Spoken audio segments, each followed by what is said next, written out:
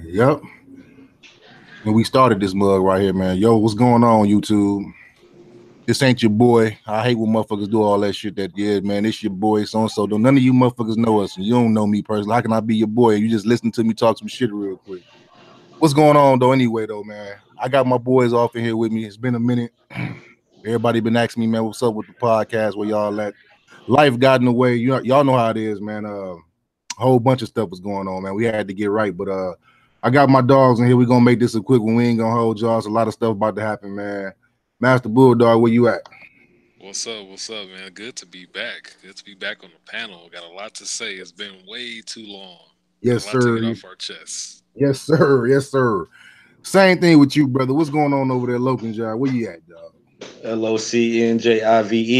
Let's get to this motherfucking thing. Here we go. We're gonna start this one off real quick. Check it out, man. We got that Red Dead 2 about to drop tonight, and that motherfucker needs no introduction. So I'm not finna sit back and tell y'all about the importance of part one, who Rockstar Games is, and the significance of this release right here. That's gonna come out in a couple of hours. I'm pretty sure it's already people out there lining up ready to get this mug. I mean, y'all already know. All my gamers out there, man, y'all already know what this mug gonna do. I just got a question for my boys on the panel. Is y'all locked and loaded? Do you got it already? Do you got to go out there and get it? You gonna wait for a couple more reviews? What is you on, Master Bulldog? Is you locked and loaded and ready for this motherfucker? I mean, I'm locked and loaded. I'm ready. I preloaded the game last weekend. Actually, I was looking at all the different packages. I'm like, nah, I don't need all that extra stuff. Just give me the game. But I'm locked and loaded. And if you are curious about part one, I got a couple videos on the channel. I actually just released one today, shameless self promotion. But I'm That's locked and loaded and I'm ready. cause like, hey, while we on the subject, cause like, come check my shit out. What we got going over there? Where can they find you at, man? Where you at? Man, just type in M Bulldog and that's BULEDAWG.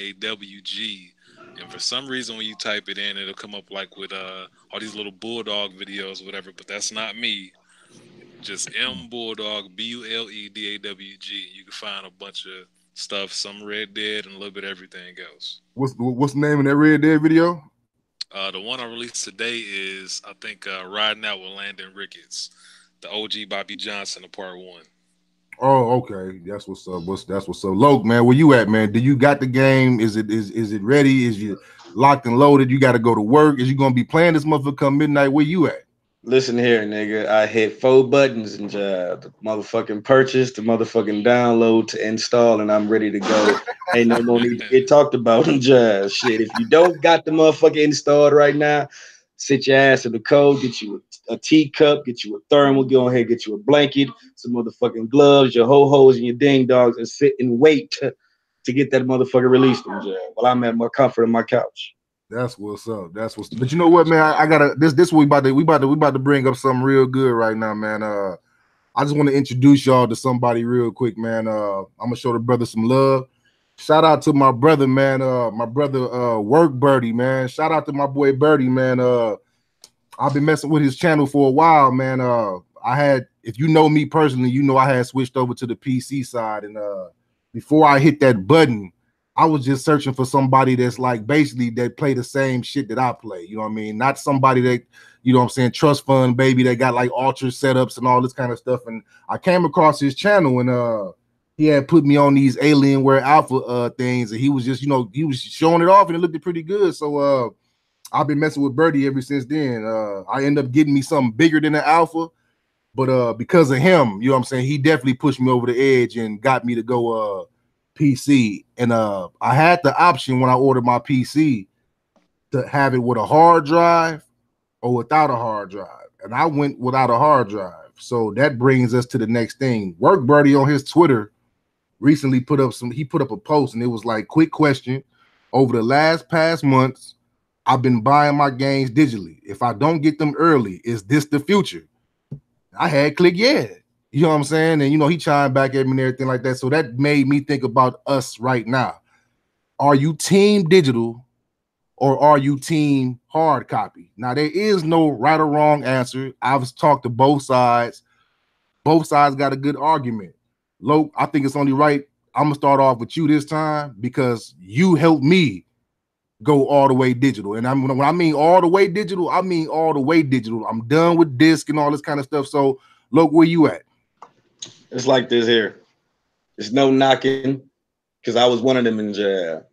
Standing outside, waiting for the motherfucker to drop. Got to get the son bitch home in jail.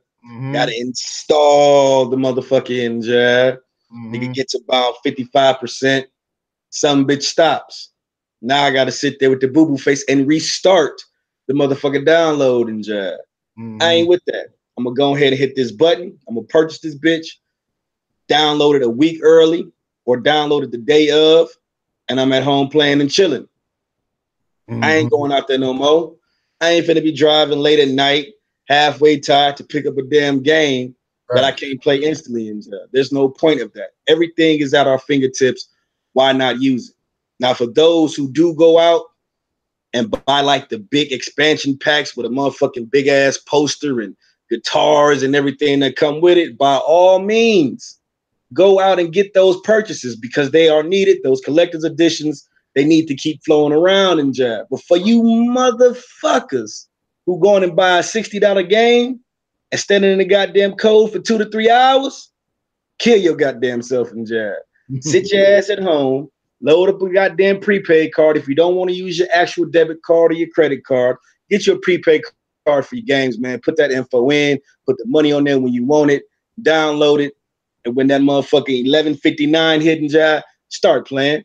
There's no point of going anywhere else with this shit in jail. There's no point. No point at all. Right. All right, Bulldog, where you at with it? Yeah, I agree with everything you just said, Loke. I'm kind of like I'm not all the way in, but I am all the way in. The thing is, like, I know like the kids, they kind of want to like see something in their hands. Like if I give my kid a game, he want to hold it in his hand. Like I just bought the Super Mario Party for the Switch, and it was his birthday, and he would rather open it up and see, oh, I got this case in my hand, and then put it in. But like it'll kind of be a different scenario if I just turn the switch on, like, hey, look what I got.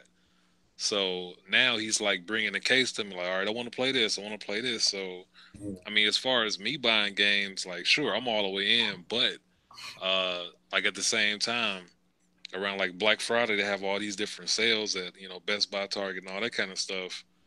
And if it's something that I got to go in the store and get, then I go in the store and get it and play it. Like I bought that last 2K18 that way. It was like $24 at like Best Buy, but digitally it was still like $40 or something like that. So I mean, I'm pretty much all in as far as like the majority of my gaming, but I guess I'm not above still going out and getting like a budget title. But as far as new stuff, I get that digitally though.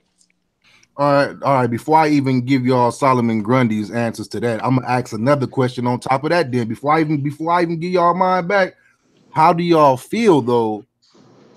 Is this a good thing or a bad thing about this new wave that seemed to be out, where if you get this shit digitally, you get to play it 4 days, 5 days early? Look, is this good or bad?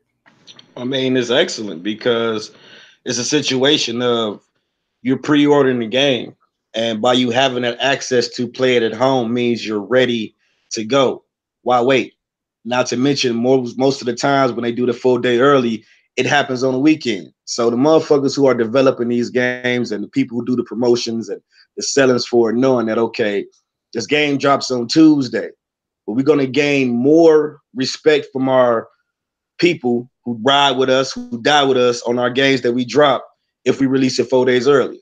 People, instead of people taking that Tuesday off to go to work, most people have the whole weekend to play the game anyway. So why not give them that avenue of having it easy for them?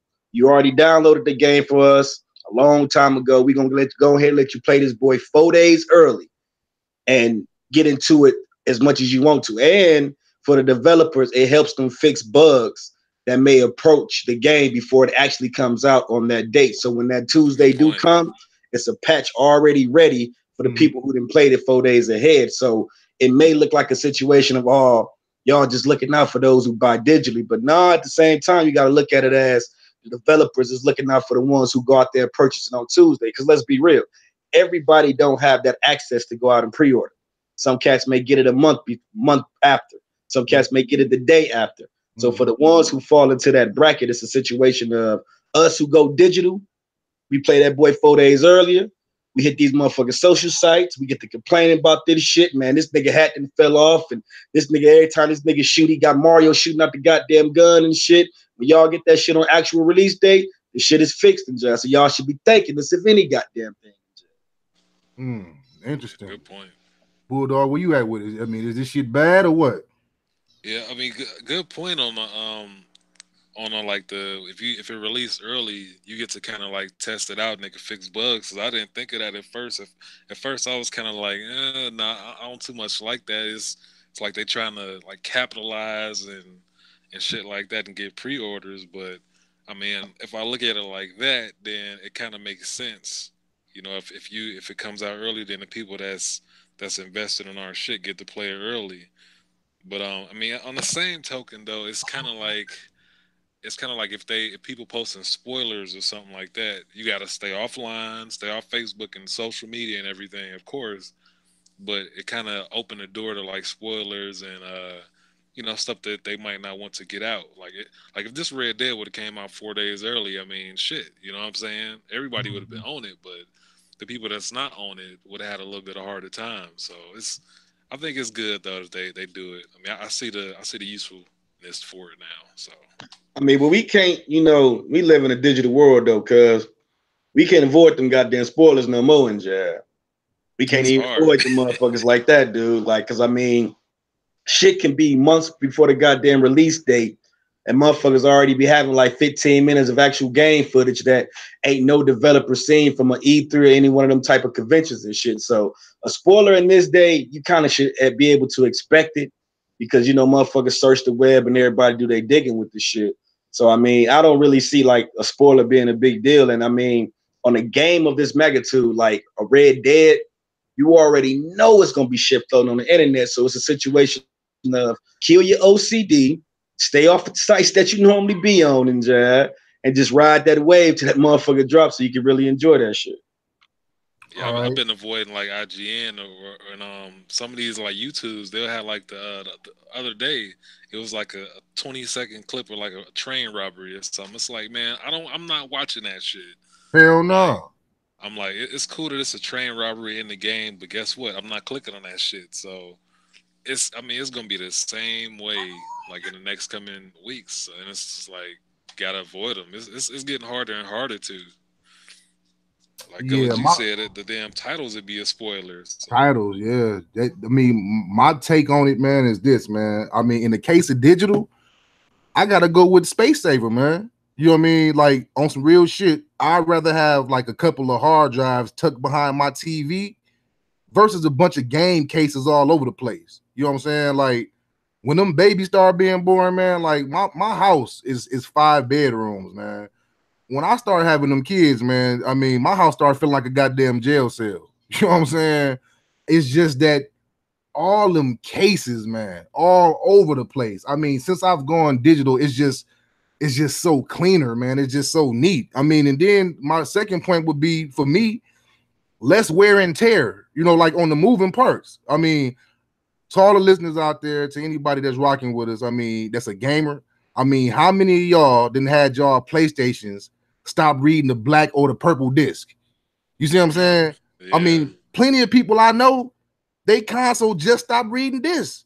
You know what I'm saying? When you digital, you ain't got to worry about that. I mean, it's like, it's like one person I can think of, maybe, that never had to go through this, but I had to go through it a lot, man.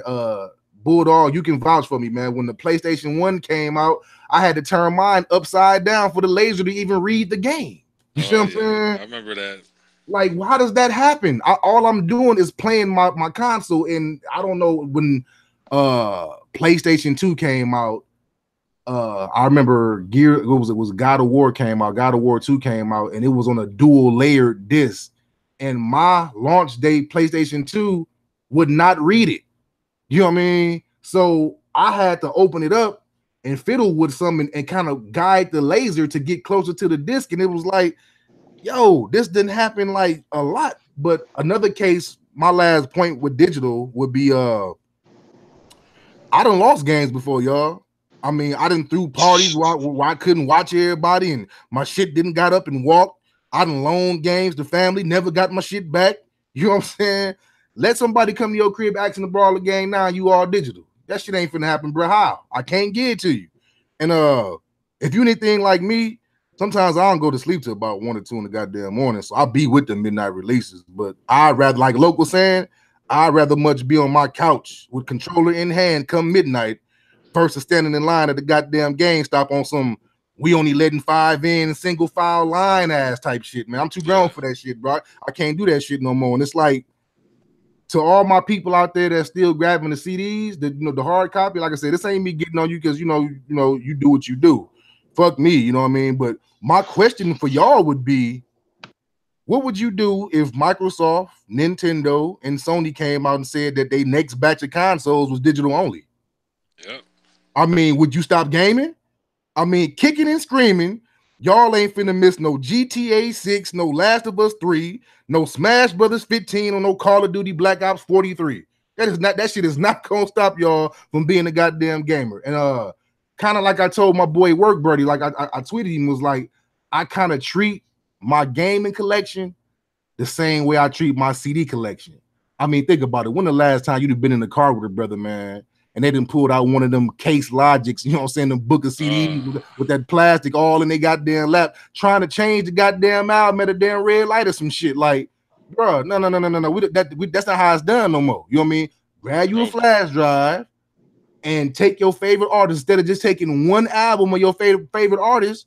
You can have a nigga whole goddamn catalog all on one flash drive, or do like the majority of people are doing and just hook your phone up and there you go. I had read that certain cars, newer model cars, ain't even gonna come with a CD drive in it. No way. I said CD drive, CD player in it anyway. It is gonna be a goddamn USB hole in that motherfucker. So I feel like you gotta adapt, man. To all y'all people that want to hold something in y'all hand, like I said, y'all life ain't like mine. You know what I mean?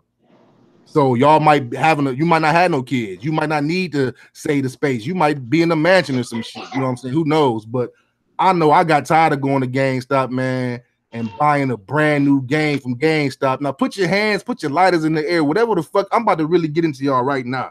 How many of y'all that used to go to GameStop then fucking went to GameStop, buy a brand new game, and that motherfucker open all goddamn ready? Yeah, Cardinals saying at GameStop. It was already open. No, bro, this shit used. Oh no, it's still new. We just had that on the display case. That means that somebody else opened it. No, if I'm paying $60, I want to be the one to rip the shrink wrap off that motherfucker. That's my right. At least take $5 off the motherfucker. And then again, how many of y'all have traded in the game, went to go get it back later on down the line? Took the words right out of my mouth and just nigga, and you can't even get the original case. You get some bootleg ass goddamn it GameStop made on the computer ass goddamn case. Any goddamn, the motherfuckers always been ugly as hell. But when you digital, it reminds me of something that Willie D said. Willie D, check out Vlad TV, check out Willie D. But he said this a long time ago on that last Ghetto Boys album. The man said, if you can't pay cash, you can't afford the shit. I know y'all thinking y'all getting a good deal by trading in 4 goddamn games just to get one. But what happens when you want to play one of them old ones back? You end up buying that game all over again. Just buy that shit on digital one time and just be done with it. Ain't no need to be shuffling games. It took me years to finally wake up like, what the hell am I doing? Why am I on my 3rd copy of the same game? Oh, I know why. Because every time something new come out, I let these reviews get in my head to where I feel like I must have this release. I go up there, trade in a game that I actually like, and sometimes I done been burnt on that because sometimes them games ain't even live up to the hype. Then come 2 or 3 months later, I end up missing the motherfucker, and I got to go up there and buy a game I didn't have. I'm on my 2nd time buying the same damn game. Sometimes even 3 and 4. I ain't even proud to even admit that shit neither. Come on, man. I was just gonna say how many times we done went and grabbed it under UFC Undisputed 3 in jail. It was 4 times in jail. I had to buy the game back 4 times. See? To the fact in jail. Like it got me so bad that nigga guy called me like, hey man, this Far Cry 3 the shit. I seized the shit. I emptied my whole gaming catalog to grab that motherfucking job. So I'm sitting in the crib playing this motherfucking Far Cry 3. Now, when I get done playing this bitch, guess what I got to play in job? Nothing, because I didn't trade all my goddamn shit in job. And let's state the most important fact about being digital and all this in job.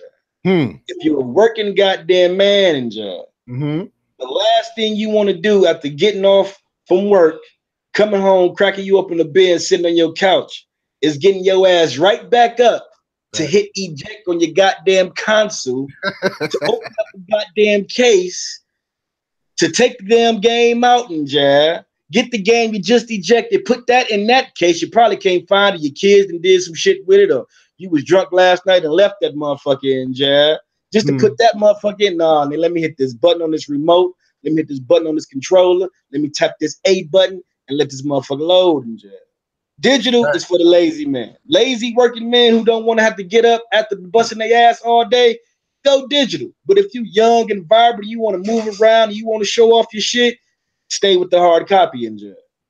Yeah, it's been a couple times where I might have thought I was going to game. I done got so good in the groove on that goddamn couch, and I might have wanted to play something else. I don't feel like digging for it. I don't feel like getting up. Hell, sometimes you hit the goddamn eject button, it take too goddamn long to spit the disc back out at you. Like, you know what? I'm done. I don't even want to play no. I don't even want to play shit no more. Like, that shit took too goddamn long. I don't want to play that shit no more. Versus like Loke saying, close the app and then be right to the goddamn next game before you even know it. So I feel like any of y'all that go to Best Buy, fuck with me. Go to the goddamn hip hop section and look at the goddamn CD selection. Look at the space, the floor space.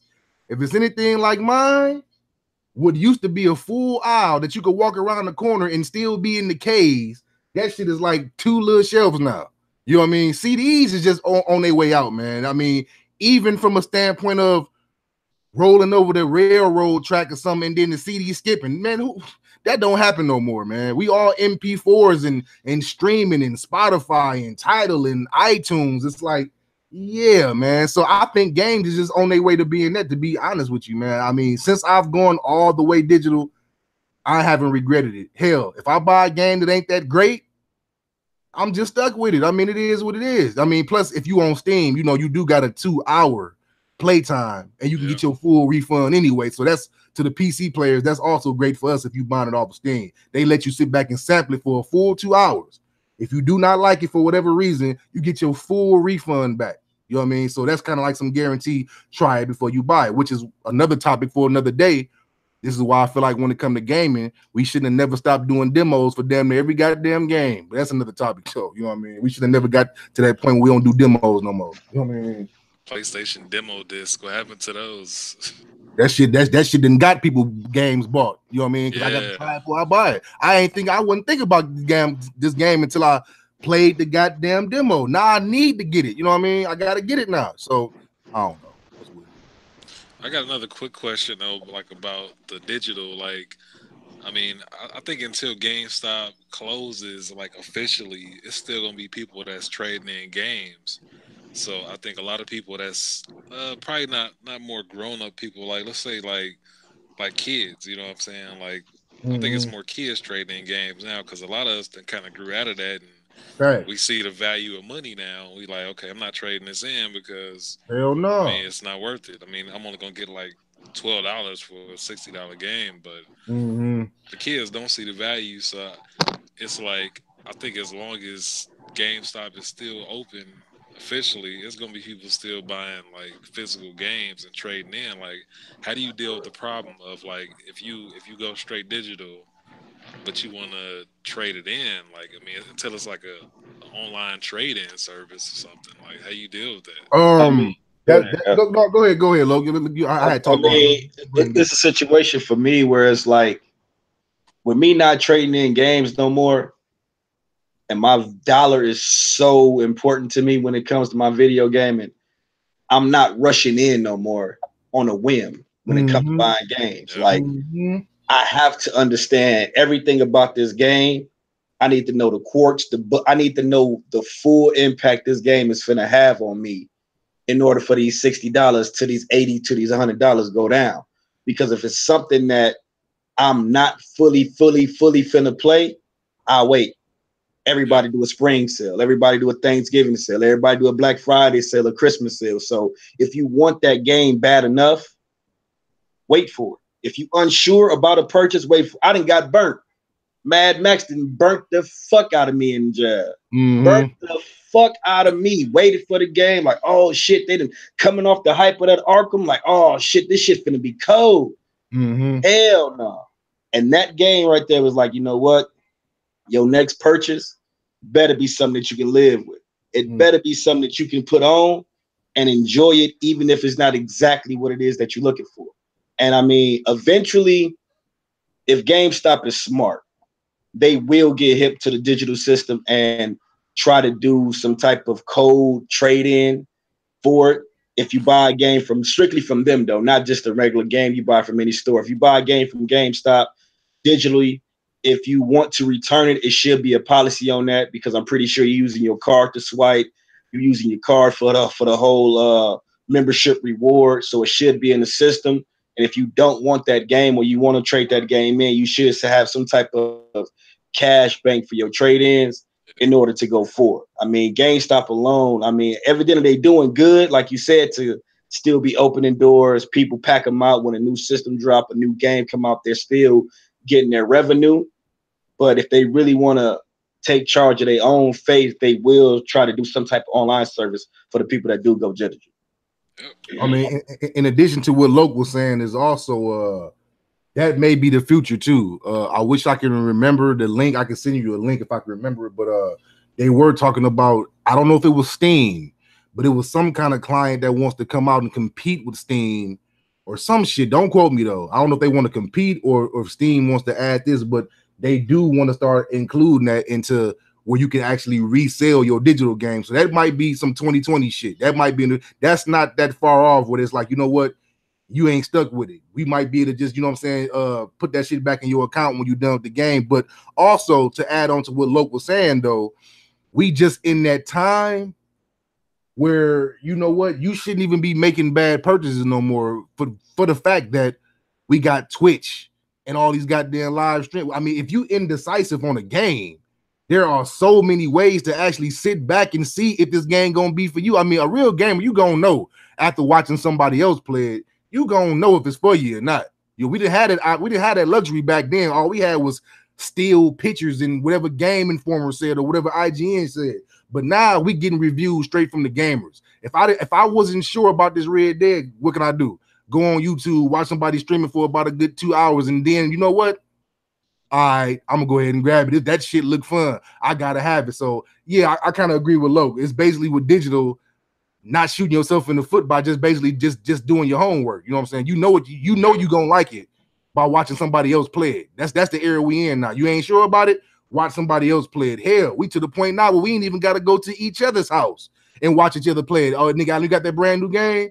Hey man, go ahead and stream it so I can sit back and talk with you. You can show it to me and narrate the game and show me what's good about it from the comfort of my own crib. Back in the day, we had to go to each other's house to check out the brand new release. Now we can just hook up on the damn. I can see it. I can watch you playing on my phone. So yeah, that's how I stopped that. I ain't got pretty much a bad game digitally, not unless it came in some kind of bundle or something. I don't really want to play it. I got it for free or something. But yeah, that's how I would combat that question right there, though, bro. You know what I mean?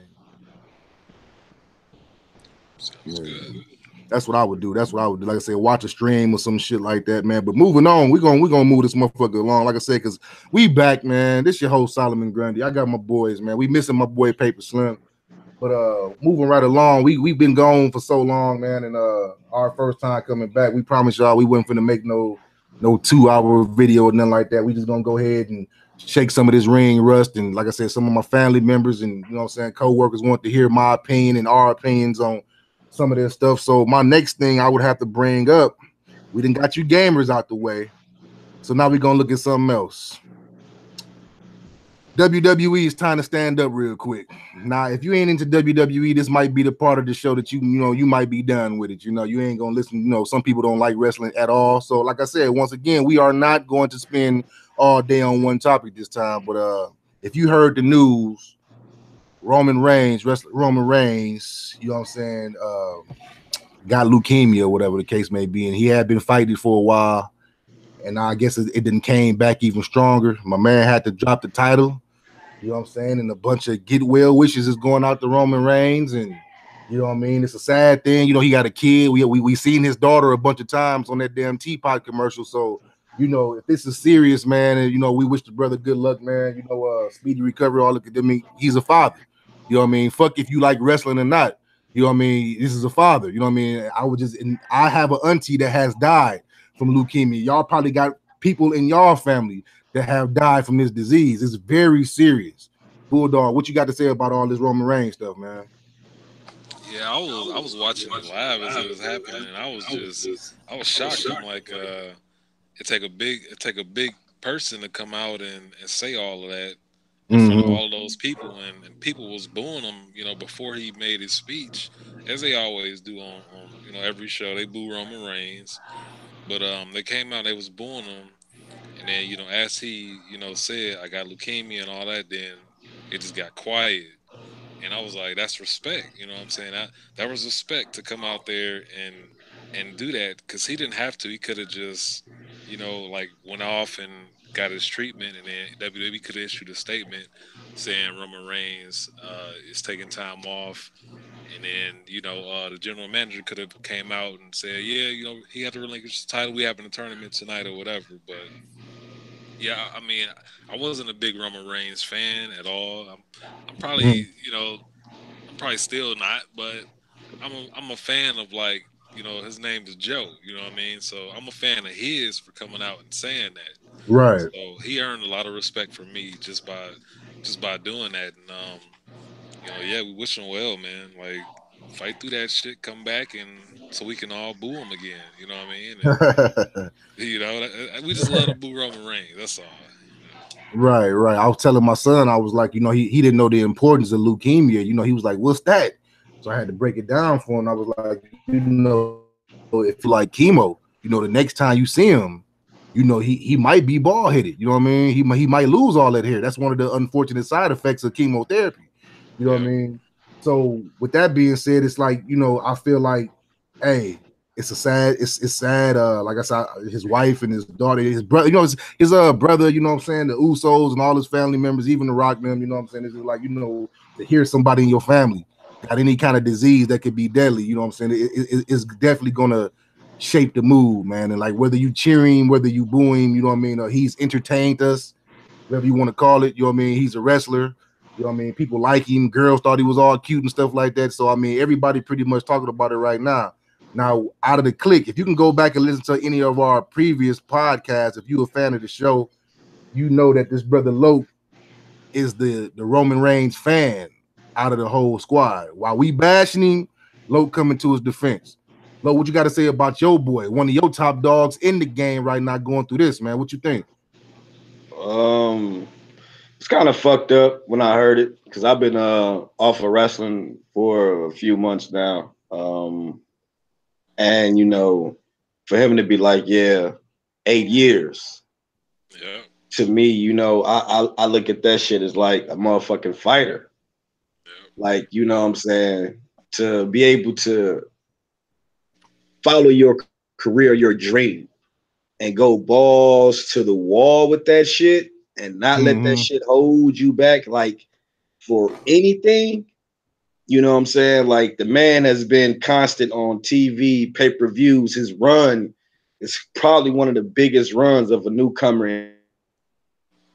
And, it just validates my point of fucking with the man so tough. Like, you have that. You ain't letting that stop you from nothing. If anything people gonna take from it, I believe you should take that. No matter what you got on you, how big it may be, how devastating it may be, if you put your mind to it, you can push through that shit and get all your goals done.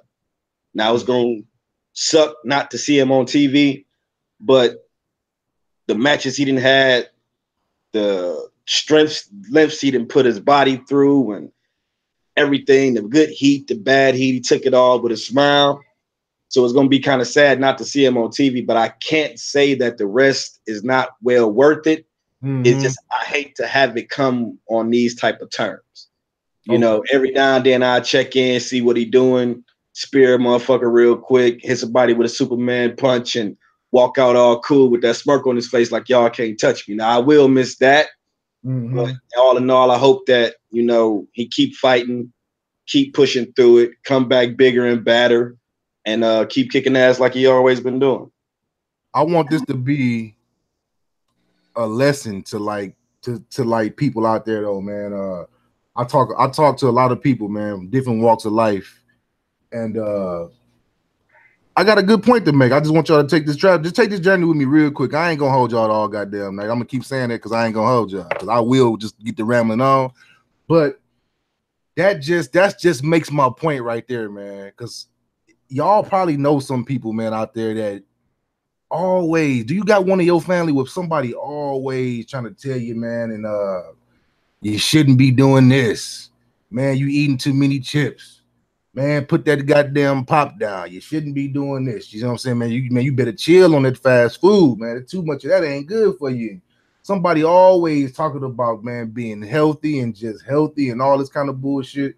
I mean, the Roman Reigns thing kind of made me look at that like, man, this man ain't known for smoking or none of that bullshit. He takes care of his goddamn body, you know what I mean? And you can still come down with some kind of fatal type disease. When it's just your time to go, man, it's just your goddamn time to go, man. While you here, man, live your life, man. Live your life to the goddamn fullest, man. You know what I'm saying? Stop trying to worry about what'll kill you if you eat too much of it and shit. Trying to be so goddamn healthy. Because, I mean, it's plenty of people that in that graveyard that was probably healthy as hell before whatever happened to him. So I did like a little bit of digging, and it's this lady, y'all, and y'all can Google everything I'm about to say, but it's this lady. Her name is Elizabeth Sullivan, and she's from Texas, 106 years old, y'all. And check this out: she been drinking 3 cans of Dr. Pepper a day for over 40 years. Now, ain't nobody on this panel been alive for no 40 years. She had 2 doctors advise her not to drink that much soda. They told her that she was going to start having health problems and die from all that soda consumption. Check this out, y'all. She outlived both of them. Now, anybody will tell you, well, you better put that pop down. You better put that soda down, wherever you from. Pop soda. We from the Midwest, so we call this shit pop. Therefore, it's pop, goddammit. But anyway, they'll tell you, man, I ain't drinking all that pop. Man, all right, man, you gonna get enough. That pop gonna do this to you. This lady lived to be 106 years old, drinking 3 cans of Dr. Pepper a day. So, like I was telling my wife, I was trying to make a point to her, like, okay, so if I go out and get shot in my arm and I live, that don't mean that you can get shot with the same gun in the same spot. That don't mean that you guaranteed to live, because we both different. The way that her body breakdown pop might not be, that shit might be bad for you. It might raise your blood pressure. It might give you diabetes, but my body ain't like yours. And before I get off that and let y'all respond to that, I found 2 more other cats, y'all. Google some guy named Don Gorske, Gorske, or Dennis Rosenloff, Rosenloff. These guys pretty much eat nothing but Big Macs. Vietnam vets who've been eating Big Macs daily for over 30 years. Both of them in good health. They ain't fat. Ain't nan one of them said shit about no gym membership. You know what I'm saying? So it's like, to me, either you a brontosaurus or a T-Rex. You got an appointment with a casket or an urn regardless in this motherfucker. So the better, you know, the sooner you make peace with that, the better you will be. These dudes have been on the news for consuming nothing but Big Macs for over 30 years. Fast food, the same fast food that Channel 7, eating too much fast food to do this to you. It'll clog your arteries. It'll raise your blood pressure and shit. Different strokes for different folks, yo. How did them two get away with eating only Big Macs? That's all they eat. Big Macs. Sometimes even 3 Big Macs a day. 3 Big Macs a day. Damn. But everybody got fast food. Oh no, you got it. No, they gonna die, man. That's gonna clog your heart up. That's gonna do all. Man, you don't know. They might got a high ass metabolism or some shit like that. Like I said, it may not work for your body. That shit might get you a date with the Grim Reaper. But I can sit back and eat 5 of them a day and be cool. Look at that shit, man. Look, I mean, did you feel what I'm saying, though? I mean, Yeah, I definitely feel that. You know, I mean, with me having diabetes myself, you know, regardless of what I was going, what regardless of me living and eating healthy, it was in my genetics to get it in jail. Mm-hmm. Doctor came out his mouth like, from the looks of it, this is already in you. Regardless, this was here, and now this is the time it chose to come out. So regardless of what we do in this life, man, somebody has something. It's a vice. It's something that people do, Mm-hmm. whether it's healthy to people, whether it's unhealthy to people. Who in the fuck are we to judge? And I feel that's our biggest problem is judging. Some of us judge from a standpoint of jealousy. Mm-hmm. Some of us judge from a standpoint of being nosy as fuck. And some Mm-hmm. of us judge because we just don't know. So before we even get to speaking about anything, either ask, do your research, or try it out yourself and go from there. I mean, because ain't nothing is promised, you know, from nothing. I mean, for people who done watched 1,000 Ways to Die, you can go out anyway, no matter what it is, it's something that's gonna be there for you. So just like Gully said, just live your life. In the words of Carly B, if we had some damn music playing, I'm living my best life. That's what the fuck we need to be doing. Because worrying and stressing and all that other shit, that'll kill you. You can go to the gym 5 days eat, 5 days good. You can do all that shit good. But if you stressing over bills, that shit'll kill you as well in jail. Facts. So do what the fuck it is that you do. For people who downplay people who, for us gamers, or y'all sitting there doing a game, y'all listen, all that, man, it's gonna happen to you. You're gonna get carpet tunnel. This gonna have you gonna do. How the fuck do you know? Thank you. Join my world and see what it is that I do. You know, get down and pick up a joystick and see how you gonna feel. Yep. Don't come at me with my shit, because I'm damn sure not gonna come at you with yours. I'm pretty sure we all got an uncle that take a goddamn shot or a pint or a motherfucking fifth to theyself a day.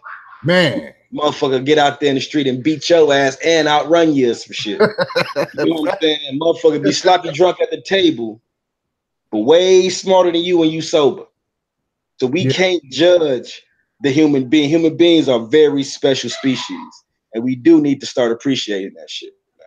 Because everybody is not built the same way. If we was, then what's the fucking fun of this shit? I don't want to be like God. I don't want to be like Alan. I want to be like me and Jed. But I like to see them in their own element doing it is what they do, because I can learn something from that. God might hit me with a new recipe. Hey, man, you need to try your salad like this. Bulldog might be on some shit like, hey, man, I done found out this way to go ahead and do this. We all need to learn and listen and stop fucking judging, man. Good point. Good point. Alan, where you at with it, Master Bulldog? I call you. Y'all know the podcast. Alan, Wayne, Loke, Aaron, whoever. Y'all know. You know, it's nigga Allen, nigga Wayne, nigga Loke, nigga Slim in jail. You gotta have the credit, motherfucking Jeff. The nigga It's don't hard. say the nigga in front of the nigga and Yeah. family in jail. It's hard Shit. to keep calling people by their handle and shit. Like I'm so. Nah, fuck that, man. This that nigga Allen in jail. Shit. What's up, nigga Allen? Go ahead and spit that shit. Right. Man, I'm gonna have to Google it because I don't believe these people was doing the same thing for 30, 40 years. I don't believe that shit. Like either these people got mental issues or something like that, or something, because I don't even like to brush my teeth the same way or something like for the same way. I mean, no way, man, no way. I don't like to eat the same thing for breakfast for full weeks. I'm gonna have to Google that shit. I think these people were plants or some shit. I mean, McDonald's. If McDonald's get a hold to that, yeah, put their ass in a commercial. The Big Mac boys, put the lady in a damn Dr. Pepper commercial, because either these people was experiments or something, but the monotony, it's just nah, no way. I don't believe that shit. I can I gotta Google definitely. it. I can see the Dr. Pepper one. That ain't hard to do though. Cause I mean, if you know me, I'm somewhat a pop addict my damn. So you talking to somebody that can kill a 2 liter by itself. You know what I mean? I mean, like pop. I mean, soda, pop, whatever you want to call it. That shit can be an addiction. I mean, I can at least vouch for that. I can fuck up a goddamn 2 liter by my damn self on the daily, dude. I ain't gonna lie to you. I done it before. You know what I mean? Damn, man. I gotta Google that, and that's what's been keeping her alive all this time. Like, they ain't saying that. The fact that she don't have no goddamn health problems and she lived to be 106. You know what I'm saying? It was the whole point of the headline of the thing. Like, so many people just automatically think that, okay, that if you do this, this gonna happen. If you do that, this gonna happen. Let's just take away the whole, let's say damn them people, and let's just talk about somebody who just don't eat healthy or don't eat right at all. How are we to say that this dude ain't gonna make it past 50 years old, Jared? When somebody from the gym can collapse right there at the goddamn gym from working too goddamn hard. I mean, being healthy don't keep you alive longer. And that, if you look at it like that, especially if you start believing in, we all got a death day, because common sense will tell you, goddamn it, you can be the healthiest motherfucker out there and then get in the goddamn car and get into an accident. Here I am, just as fat and pudgy as I goddamn want to this goddamn day, inhaling bags of goddamn popcorn and shit. I end up living to goddamn 95 years old and shit. You spent your whole life working on your body, keeping your abs tight, and here I am. I done ate poorly my whole life, and I'm still around and kicking and shit. You know what I'm saying? Because you done fucked around and got leukemia or got AIDS or got some kind of form of cancer or some shit like that. I mean, that was kind of like pretty much what I was saying is the point of that topic I had made, that, man, you know what? With the Roman Reigns thing, you see he takes care of his body, and now he's still facing a challenge where, you know what I mean, some people think that, oh, if you do this, you're gonna die, man. You eat too many of this, you're gonna get this. You eat too many of that, you're gonna get this. And it's like, dude, it's a possibility, but you must like it for that shit to happen to me or some shit like that, because that don't mean that shit gonna goddamn happen, bro. You know what I mean? Let's not forget though, man. As we get older, our body gets into the habit of routines. Mm-hmm. We from the Midwest and job. We from East Hammond and Gary and job. Mm-hmm. Think about all the old cats, our uncles and grandfathers who worked at the mill and was doing that shit for like 35, 45 years. Mm-hmm. How many of them quickly pass once they leave that mill? Very true. Very true. When you get into a system of doing something, the slightest hint of not doing that can send your body to a shock and you die. So for that lady to be drinking pop that long, her body is used to that. Now, let's just say she go from 3 to 2 cans. It might start causing complications with something. Something might start happening to her. Same way with the guys with the Big Macs. If they don't get that fix, then something may go terribly wrong, because eventually your body gets accustomed to the way that you move and operate. It knows when you're going to pick this up. It knows when this is going to happen. Now, trying to live a healthy lifestyle. And the one thing that pisses me off about that shit is you got to afford that shit. Oh, yeah. You can't afford a really, really, really healthy lifestyle for everything that you eat, breakfast, lunch, dinner, snack, from the time you wake up to the time you go to sleep. If you can't fully afford that shit on top of your exercising and your water intake, you're not doing it right. Mm-hmm. But in the same breath, it's so fucking expensive to do the shit. This is true. You can join a gym membership. Yeah, that's fine. You can get you on the meal prep. Where the fuck is all this money coming from? They give false advertisement in my eyes, because they give people with these stories, oh man, I was doing this till I got fit, but you living by yourself with no goddamn kids and job. You probably working for a Fortune 500 company and have the goddamn time to do this shit. What the fuck can a mother do after working, picking her kids up from school, gotta cook for them, gotta clean the house, and eat healthy in job? That's another fucking job. If we gonna squeeze this shit inside of a routine, we have to make this shit affordable. There's no fucking way that a motherfucker go out to a restaurant and a goddamn salad is goddamn $15, while goddamn T-bone with some motherfucking mashed potatoes, some corn, and some goddamn gravy is like $8.95 type shit. There's no way for all this shit. And then you got to think about the food that you intake in general. Where the fuck is all of it coming from? We all done seen the fucked up videos of how people carry the fruit and shit. Fruit got wax on it, and hot dog is made of goddamn motherfucking carpet and some shit like that. Like, we all see the shit that is going on. So we all can pay attention to it if we want to, and we all can't pay attention if we don't want to. But we do have to understand your body getting into a system. You fuck up from that system, you done. If you smoke a cigarette every day at 6 o'clock in the morning, and one day you decide not to do that shit, your body gonna shock from that shit. Think about the people who drink coffee and gotta have it every day. Oh yeah. We all get into a system with some shit, man. And Get a back to the nasty Roman ass Reigns headache talking from in that shit. general is like, he been pushing for 8 years, lifting weights and doing everything that he need to do. Mm-hmm. And that still came back to the surface. Mm-hmm. And he had to handle it head on. Like, let's not forget, this man was on the road to being a universal champion, got his boys behind him, having great fights and all that shit. And that done took him down to where it is he can't even do his job. Right. So we gotta live, man. Fuck the bullshit. Yeah, I had a coworker that I worked with when I was working at Mickey's and shit. She had got pregnant. This is what I'm reinforcing what you said, Lo. She had got pregnant, and one day, you know what I'm saying, stomach just out like a motherfucker. She out there, on break, and she was smoking a cigarette. And I was like, "Damn, you still smoking while you pregnant?" Nigga, she told me that the doctor told her since she been smoking since she was 12, it's in her best interest to not stop smoking while she pregnant. This is a true ass story. You see what I'm saying? True ass goddamn story. Who you talking about? Huh? Who is this you talking about? No, a co-worker that I work with named Stephanie at Mickey's. You know what I'm saying? Oh, okay. Yeah, Mickey's. Yeah, she got pregnant, and the doctor's order was basically like, I can't stop you from smoking. Like, I don't think it's gonna hurt your baby at all. It's like you've been smoking since you were like before you was able to 12 years. She's been smoking since she was 12 years old. Doctor told her she'll probably do more damage by trying to stop than she would, you know what I'm saying, otherwise. And I couldn't believe this shit. Like, wow, but that kind of goes with what Loke was saying, though. I mean, them motherfuckers that's been eating them Big Macs, dude. If they try to eat something else, they fucking around and get sick. You know what I'm saying? They've been eating them for so goddamn long. Fuck around, goddamn, and get bubble guts or something. Can't digest the other shit no goddamn more. I mean, sometimes that shit happen, man. Hey, man, it's certain shit I can't eat no goddamn more. I done goddamn older, but they body, like Loke was saying, them motherfuckers so goddamn used to that special sauce and that same formula, eating that shit for 30 days. Like I said, they Vietnam vets. I did my research on them and shit.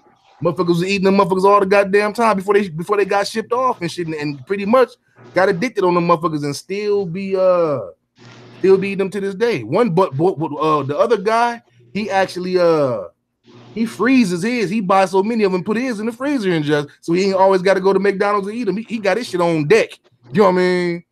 So yeah, that's what's bothering me. It's like how can you do that? How can you eat the same thing every day? Like it gotta be something. Like it gotta be something with them. Like, that guy was in Super Size Me though. That guy, real quick, just because I know Alan was saying he wanted to check these guys out on his own. But the guy Dennis Rosenloff, if you ever watched the documentary Super Size Me, where that dude ate nothing but McDonald's for a whole month, that guy that I told you about freezing his Big Macs, he's on that documentary. He actually shows you his goddamn deep freezer full of goddamn Big Macs and no, that shit ain't no goddamn joke. I mean, this dude is for real. You know what I mean? That's crazy. I mean, think about the people who, when they do go out to eat, they go to the same restaurant and get the same thing. Mm-hmm. We do that. Like if we want something to eat, we're gonna hit the same spot up, get the same thing we order all the time. Or if we go to any other restaurant, we probably won't eat at that restaurant if it don't have that exact meal that I eat everywhere else. Mm-hmm. It's just a habit. It's good habits, it's bad habits. I mean, regardless of how you may look at it, motherfuckers has a habit of doing certain shit. For people who start off lifting, if they try to stop, they function is fucked up now. Mm-hmm. They gotta go out and lift. They gotta do some type of push-up, some type of workout, because that's what they used to. I mean, I got a cousin in the military life. It's certain things that he has to do, even if he's not at work type shit. If he's not in the field or he's not at drill or anything, it's certain things he has to do because he became so accustomed to them that he don't feel right and don't feel himself if he don't do them no more. Right. Yeah, man. So, like I said, get well wishes to Roman Reigns, man. Like I said, him being the father and all that kind of shit like that. I just kind of like felt that. Like, t-shirts, nine, Jed. Yeah, like I kind of felt that. Like, I mean, we ain't gonna count him out yet, man. You know what I'm saying? You know, fingers crossed, man. You can beat that shit, brother. You know what I mean? You can do that shit. Like I said, even if you don't watch WWE, man, motherfuckers got compassion and shit for the motherfucking for their brothers, man. Man, they entertain me. Me and my son play against him on the game all the goddamn time. You know, we always throw Roman Reigns in there because he's so goddamn rated high on the damn game. He will fuck around and bust your ass on that game. You know what I mean?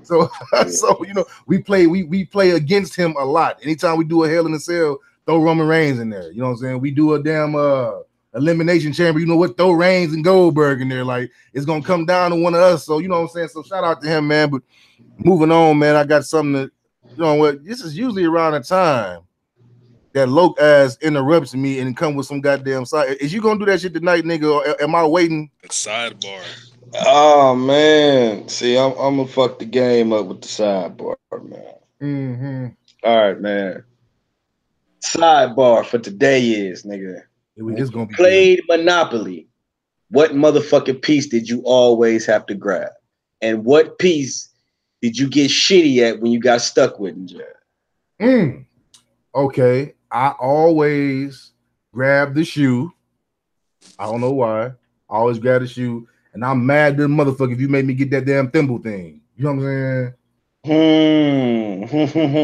I call the bitch the cheese grater in jail. Cheese grater. Yeah. The shoe was my shit. Give me that shoe. Some people was going for that iron. A lot of people love to be that dog. Give me that motherfucking boot, man. That was my shit. Give me that shoe. Yeah, I used to like being a hat. But I don't know. Like, I guess my least favorite piece, I mean, probably like would be like the iron or something, or like probably the thimble, like you said. Like those two are like, I guess they inanimate objects, so it's like, it's not the car. You can't drive a car. You know, a dog is alive or whatever. The hat is inanimate too, but you could wear a hat. But iron was like work or some shit. Like I got to do some work. I got to iron some clothes or something. The thimble will like kind of be like a trash can too. Like if you look at it like that, like yeah. So yeah. What about you? For me, I always had to go for that goddamn car in jail. I always needed that goddamn car, and I used to hate when I got stuck with that motherfucking weak ass wheelbarrow and shit.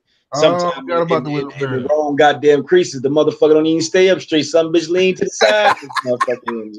I forgot about that. Well, I don't know what I forgot about that goddamn wheelbarrow, man. I used to be mad at the mother. I'll quit the whole goddamn game. You leave with that motherfucking wheelbarrow. I ain't playing. I don't want to play with this weak ass goddamn shit in jail. Oh man, I forgot all about working, wheeling some rocks. Hell yeah. That shit would always fall over and shit. So swear to God, you know what I mean? All the goddamn time in jail. Did y'all hear about what y'all feel about that Luke Cage being canceled, man? Y'all hear about that shit, man? Man, after that second season with Bushmaster, like, I mean, and then the cliffhanger of an ending, it's like, okay, why would y'all cancel? I want to see what's gonna happen next. Like, it looked like he a bad guy or something now. So yeah, he was on that bullshit. He was starting to change. You know what I mean? Yeah, that's why I was kind of like mad that they canceled. I could see Iron Fist, sure, that that was whack as hell, but Luke Cage though, nah, dude. I mean, like Bushmaster's still alive, so it's like. Shit, okay, maybe they might have teamed up in season 3 and did something. So yeah, I was disappointed with that, but we'll see, man. We'll see. I felt like I mean, we know the reason behind it was, supposedly, Disney, they got in bed with Marvel, and now if you want to watch that kind of stuff, they're about to do a whole Disney streaming platform. And I'm like, look here, man. Motherfuckers already got Hulu. Motherfuckers already got Netflix, man. People got what you call it, Crunchyroll or whatever you want to call it, man. People got Amazon Prime. Man, I'm not finna sign up for no goddamn. I'm not finna do all that, man. I'm not finna have all them boys, man. Like, I can't stand shit like that, man. I mean, this is why me personally, I have a hard time getting behind shows. It's not the only reason why, but this is one of my reasons why. See, because of shit like this, I started watching the show, I started liking it, and then it's just gone up in smoke. Same thing with the Carmichael Show. I actually love the Carmichael Show. We watch it as a family. We watch it as a family. We man. you know what I'm saying? They did that nigga wrong, B. That nigga was the black goddamn Seinfeld. They ain't like that shit. Motherfucking show was so political, and for us, okay, let's get rid of this shit. Sure Let's get rid of this shit. You name me one show that come on today where you only got like 6 characters, and those 6 characters are so fucking entertaining that no one else is needed. The chemistry that motherfucking show had, man, fuck them for that bullshit. Yeah. You see how mad he got? He ain't even let me finish. And fuck him for not fighting and putting that shit on another platform. That nigga could have got money if he went to Netflix. That nigga could have got money if he went to Amazon and job. Man, you don't let shit like that die, bro. You do not let shit that's for us, that's strictly for us. You don't let shit die like that, bro, because it's gonna take another 25 years for some shit like that to come back around, man. Fuck them for that shit. Yeah, man. I mean, same thing with Luke Cage. I mean, call me crazy, man, but Luke Cage kind of gave me that New York Undercover vibe, man. You know why? It did. Because it was for us. It was for us, but they also had the old school R&B and rappers actually perform on the show the same way that New York Undercover used to do. The soundtrack was bang. I actually got pieces of the soundtrack in my car right now. Luke Cage did everything right. I mean, when the season opened up with this man bumping Wu-Tang Clan, taking bullets and fucking up a damn crack house, I'm like, oh man, you don't see shit like this. And man, come on, man. We did not grow up like this, man. Like, we had to grow up liking Wolverine, and this is cool. Niggas was idolizing, you know what I'm saying? We was liking Ghost Rider and all that kind of stuff like that, man. They never pushed our people to the forefront. Niggas is acting like Luke Cage is new. Luke Cage is older than us. Motherfucking Bushmaster and them older than us. Killmonger and Black Panther, they ain't new. Them motherfuckers they was created in the 70s. Look how long it took for we to finally sit back and enjoy heroes that look like us. Now, I love Black Lightning. I like the fact that Black Lightning is on. I wish DC would do something with Static Shock. You know what I'm saying? But we don't have a lot of heroes for us to cheer for. And when we finally get one, he only gets 2 goddamn seasons. Yeah. Due to the fact that we ain't in the in crowd like that. They didn't used all of us. They didn't got the shit that is gonna popularize the shit that they want to do. So ain't no point. If you really wanted to make Luke Cage pop, the motherfucker should have be a goddamn rated R type show. It should have been mature. Motherfucker should have been busting heads and cracking skulls and blood flying all goddamn. Stop putting these comic book heroes in this light of holier than thou and shit. You know what I'm saying? Like, go against the grain a little bit and make mature content for the motherfuckers who've been reading these comic books for damn near 30 to 40 years. Stop making everything so PG-13 that it's tolerable, but I'm pretty sure it's a couple scenes in that motherfucker first scene of Luke Cage where motherfucker Cottonmouth could have called a nigga a son bitch or a motherfucker a couple times in that son bitch. Right. You know what I'm saying? Give us something that we can relate to a little bit more, but keep it in the avenue that you need to. But stop being so close corner with this shit. It's the image. Y'all don't give a fuck about the image at all. Y'all give a fuck about the dollar signs. Because, I mean, Iron Fist got canceled. I was happy as hell. The shit was whack. Really didn't see the point of that. They just trying to throw money at it and shit. You know, Daredevil, it should have it should have kept with Daredevil and expanded a little bit, but not too much. Daredevil was their bread and butter. Now that Punisher, I was highly upset. Like, highly upset because the Punisher I knew was way badass than that and jazz. Way badass. You didn't took that nigga from being goddamn Frank Castle to being goddamn White Castle in this motherfucker. And I ain't appreciate that shit at all in jazz. Like, now you don't do goddamn the Punisher like that. So Netflix alone needs to come up with some shit that's gonna get motherfuckers in their seats. But they was wrong as hell for canceling Luke Cage and jazz. Pro-black all day. Fuck them for that. All right. That's what's up. I mean, like I said, just to go ahead and put my last little spin on it, man. Hopefully we not done with that brother, man. Hopefully, man, Disney, man, I don't know, fucking put him in one of them damn Avengers movie. Don't just let Luke Cage just die like that. Obviously, the motherfucker ain't got 5 stars on Netflix through politics. You see what I'm saying? He earned his goddamn 5 stars, man. Do something with that man. Don't leave that shit in limbo like that, because what's gonna happen is the actors is not gonna wait around forever, bruh. They already casted the brother just right. You know what I'm saying? They're not gonna wait around forever. Don't wait no goddamn 3-4 years and then try to resurrect it with a whole new goddamn Luke Cage. Let's keep this shit moving. The music was tight, the camera was cold, and that is last season, man. Like Bushmaster was a damn fool. I mean, Luke Cage got on one. He was damn near finna be a bad dude, like Alan was talking about. So I really don't cliffhang me like that, no goddamn more, man, because I'm not gonna get behind this shit no more. I can't stand why. I hope, like I said, I hope that Black Lightning don't go out like that, man. Don't just get that man just 2 seasons and then be done with it. Let's get on season 6. You see, we ain't got no problem. You know what I'm saying? With the Flash, with all them goddamn seasons, or Arrow with all them goddamn seasons. Let's get Black Lightning to get all them seasons too. As long as this shit don't fall off. But moving on. I mean, speaking of all this black stuff, you know what I mean? Since y'all got me on that, please tell me, did y'all see that goddamn Tales from the Hood 2 movie? If you haven't, we got to talk about it. If you have, we got to talk about it. What's good? Did you see that shit, Nagali? Did you see it? Yeah, I saw it, man. Dog. Well, the thing is, I feel like the budget was there. It wasn't a low budget movie. They had the money to do it. Maybe they didn't have the Hollywood blockbuster money to do it, but they had the money to do it. Mm-hmm.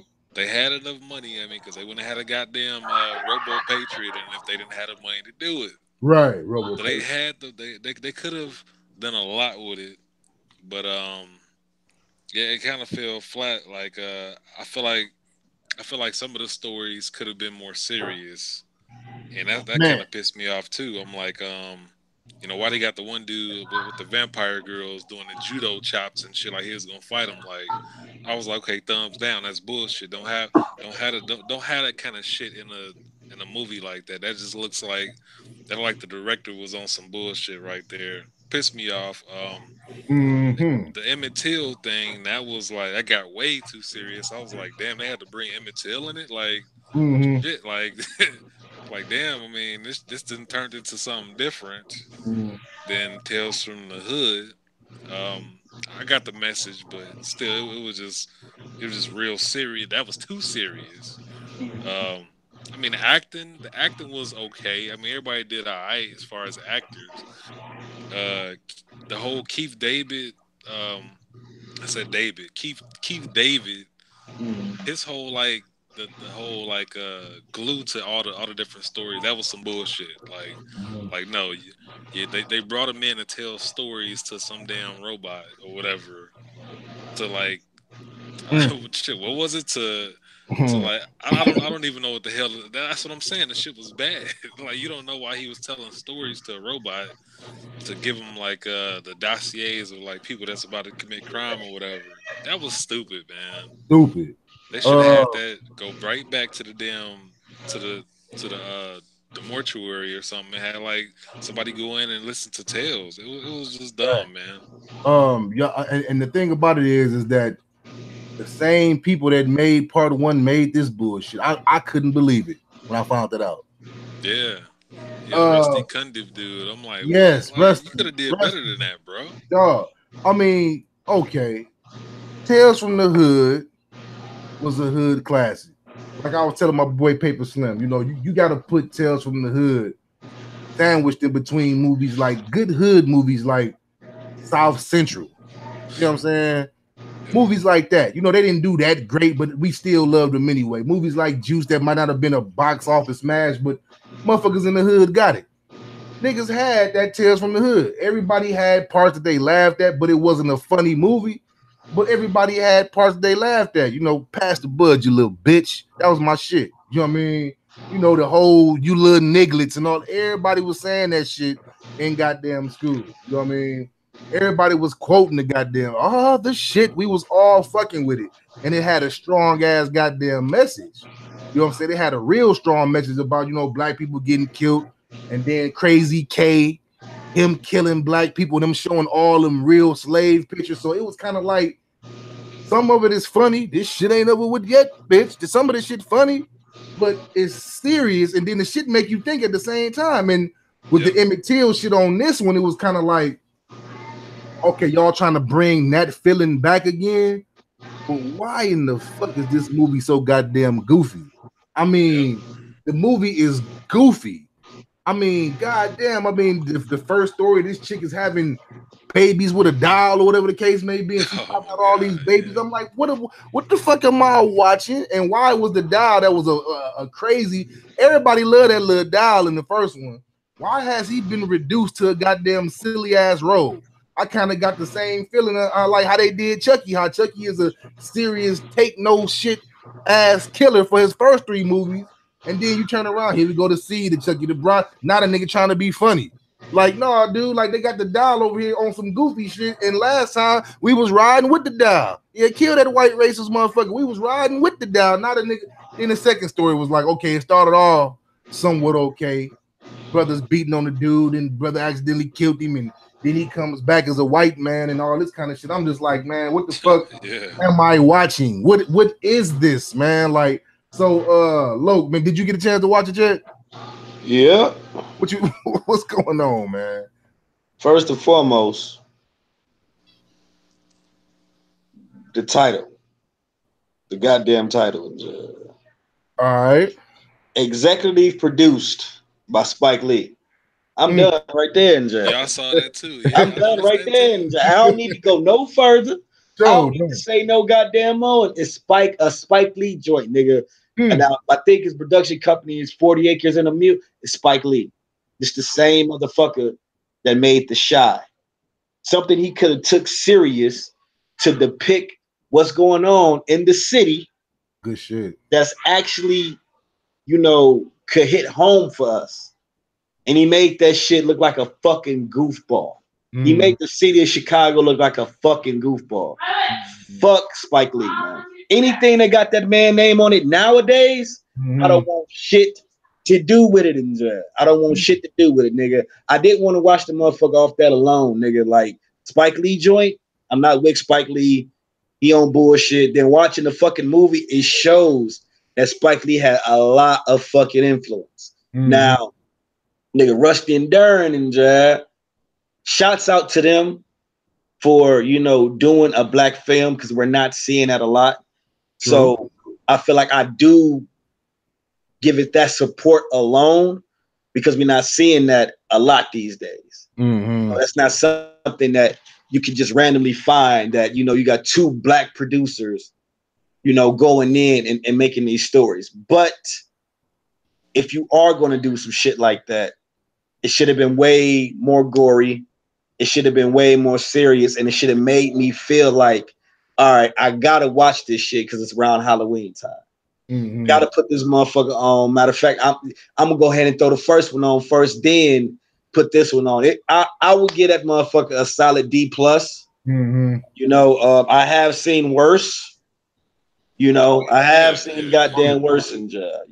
I just feel like it's kind of fucked up that you got a director and a great production company that has produced He Got Games and everything else that Spike Lee has been his hands on. But if you ask me right now, would I watch Tales from the Hood or some goddamn Jimmy Bones? I'm gonna roll with that Jimmy Bones about 10 times in the goddamn rolling job.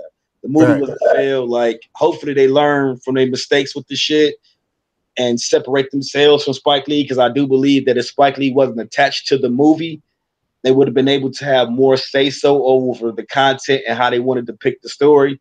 But having a big name like Spike Lee, and like Alice said, it looked not low budget. It looked kind of like some money was invested. So I don't know if this was a project for them to get their feet off the ground, to see what type of leeway they may have or whatever. But if they do something else, I am going to support it. But if they got that Spike Lee on it, I don't want no parts of them shits. And fuck that. That's enough said right there, man. Enough said. I mean, to all the listeners out there, to the people that's gonna come across the video later on, I still recommend you see it. What if goddamn fact that it's so goddamn bad that you just gotta see it because it's so goddamn bad, man. Especially if you watch part 1, because Logan touched on something that I actually did. I had actually watched part 1 recently. You know what I'm saying? So of course, after coming off that kind of quality and the sharp drop and the quality was just it was just amazing, dude. So I had to tell everybody, man, if you ain't seen it, go ahead and it's on Netflix. You ain't got to spend no money. Go ahead and watch it, man. And nobody asked for the sequel in the first fucking place. I don't want to see a goddamn Juice goddamn 2 with motherfucking Quavo being Bishop little brother or some shit. Leave some of these classics alone, man. You know what I'm saying? Like belly tuning. Yeah, see that. Yeah. These shit. Did nobody ask for that shit, bro? Leave that. Don't tarnish the name of some of these goddamn hood classics and shit. They talking about some. Yeah, they gonna do How High with motherfucking DC Young Fly. You know what I'm saying? I love Yachty and shit. Yeah, and Yachty and shit. Like, and I'm hearing from Redman, like, yo, what the fuck? We already had a script wrote for the motherfucker. We had already sat down and was finna, and then next thing I know, they booed us out the motherfucking thing and talk about some we can still make an appearance. Me and Method Man turned that shit down. Like, man, we had a script for it. Like, we made the movie what it is. Y'all just going, motherfuckers been asking us for years when we gonna do part 2.